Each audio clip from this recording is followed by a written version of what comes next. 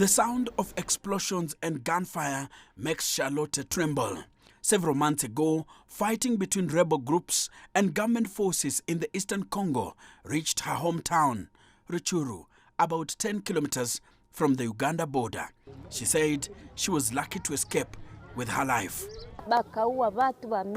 They killed so many people, including government forces. Many of them died. Many of my neighbors too. They were gunned down, and it's only God who protected me.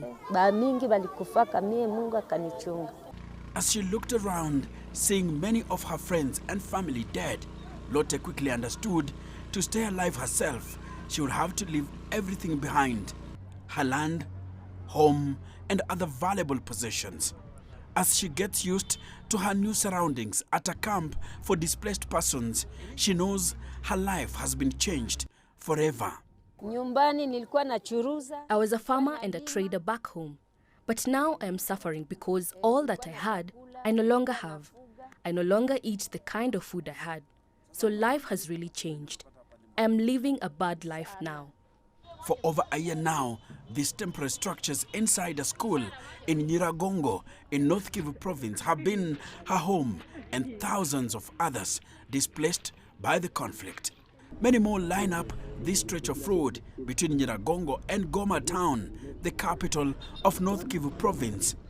It is estimated that 6.9 million people have been displaced here in the Democratic Republic of Congo since violence started in March 2022 between government forces and rebel groups. In these camps, there is no food or medicine. Cholera and other diseases are killing many of its residents. Women and children are the most affected. For hours now, I've been here in the camp for the internally displaced persons in Nyiragongo, some 3 kilometers from Goma town in North Kivu province.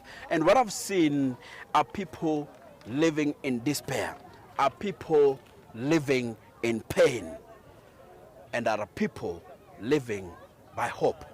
Their hope is that peace will be realized soon. We have lots of problems. We only survive by gathering firewood from the forest and selling it on the market. There are days when we fail to achieve that, and so we go hungry.